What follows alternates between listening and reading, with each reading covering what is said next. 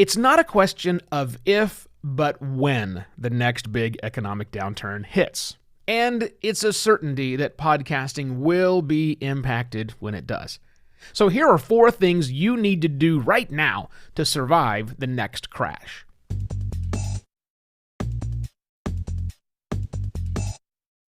Hello and welcome to another Podcast Pontifications with me, Evo Terra. I podcasted my way right through that 2008 financial crisis. Yeah, but don't think that I'm some sort of financial genius. I'm also the moron that bought a gigantic house I couldn't afford at the height of the mortgage bubble.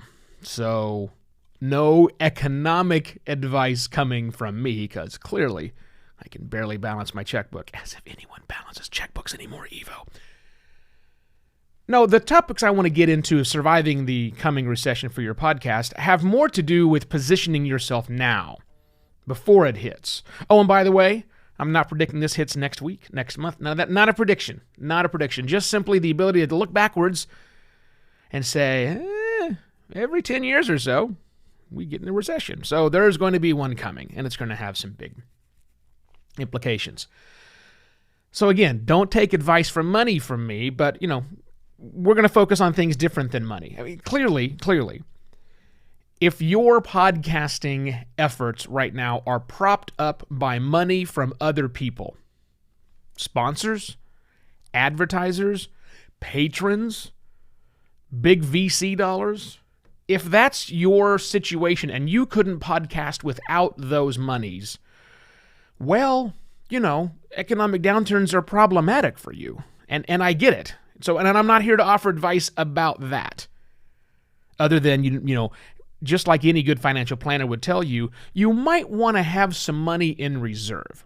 If you're living hand to mouth with your podcast efforts and you just have the funds that come in each month that let you do the next month, well, that's kind of a problem. You might want to put some money in reserve so that you can do it for a few more months when and if these troubles do actually hit. But again, I'm not here to offer advice in the financial sort. I am instead here to offer advice practically, things that you can do to prepare yourself for the coming crash. And there are 4 things I want you to think about and make sure you are doing. Number 1, diversify your content. Kind of similar to the way you're supposed to diversify your financial portfolio. Diversify your content. Diversify the content that you make.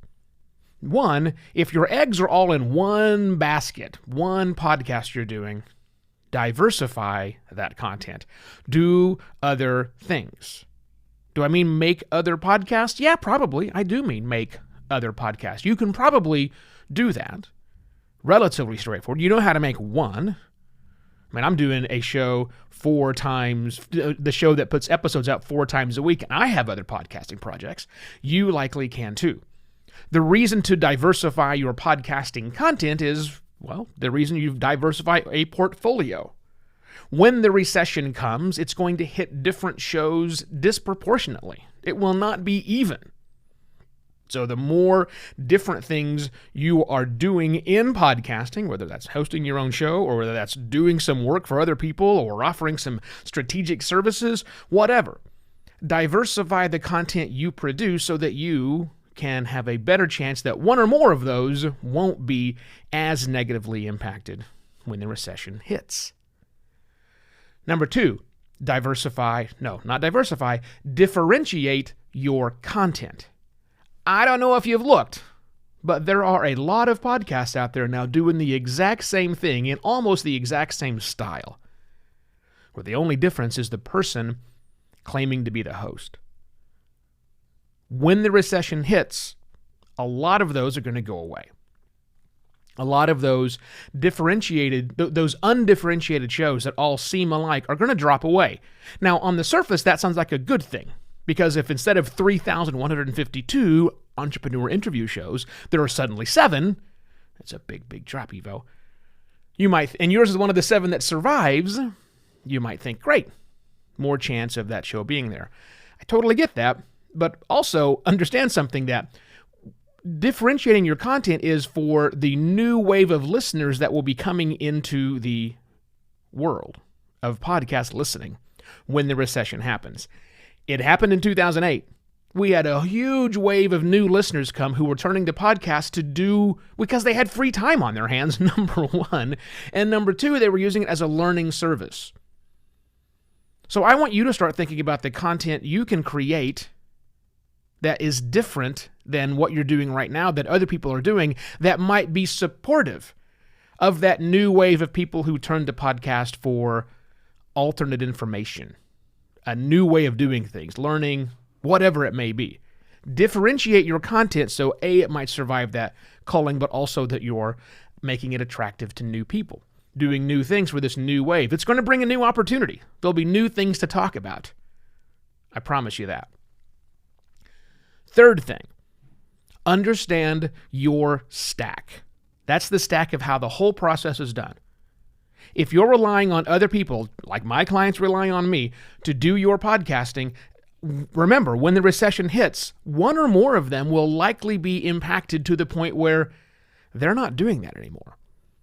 And if one of the cogs in your machine, one of the links in your chain, pick your metaphor, isn't available thanks to that recession and the impact it's made, what are you going to do? Can you quickly recover from that? Can you plug another thing into the chain? Can you be the chain, that link, that cog for a while until someone else comes along? The only way you'll know that is by digging in and understanding your stack, how the whole thing comes together. Again, you don't need to know necessarily how to do everything, but you need to understand all the processes for when, the bad things happen.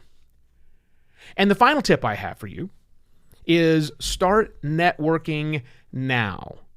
Network with other podcasters, network with other podcast hosting companies, network with other businesses that are in your same industry. Do whatever you can to start networking now. One of the biggest takeaways from the 2008 recession, one of the biggest regrets, I guess, from the 2008 recession were these people who got hit completely unaware and didn't have their network built. And they had to start it over from scratch without access to their work email anymore, without that Rolodex that they left on their desk. We had Rolodexes still in 2008. Yeah, totally. So start building that network now. Start making connections. Get out of your podcasting bubble that you have created for yourself and make sure you've got lifelines out to other people. Because who knows what might happen? They might get hit first and need your help. You might get hit first and need their help. You might all act as an early warning system to say, hey, things are happening. We need to react to this quickly so that we're not negatively impacted, or we limit the risk as much as we possibly can. Begin your networking now. And remember, it's not a question of if the next recession's coming. It's a question of when. I'm not here to predict it. I'm not here to say it's coming next week. I'm just saying that if you want to survive the next recession and you want to podcast your way through it, those 4 tips will help you get there. Now, 3 things, if you could, real quickly, and I'll let you go. 1, go to buymeacoffee.com/evoterra so I can start padding my own. No. It helps me keep the show going because I know people care enough about it to support the program financially, even if it's, a couple of bucks a month. Simple. Also, ratethispodcast.com/podpont. Thanks to the people that have been using that. I love it. It's a cool system. It's the easiest way to rate any show. Rate this one at ratethispodcast.com/podpont. And finally, if you're in business and you need help with your podcast or wondering what a recession does to your podcasting efforts, well, let me come in and talk with your folks and find out what we can do about that. Get in touch with me, evo@podcastlaunch.pro, or go to simplermedia.pro to see a list of the services we're currently offering clients. I'm off on Friday, so have a great weekend. I will be back here on Monday with another podcast, Pontifications. Cheers!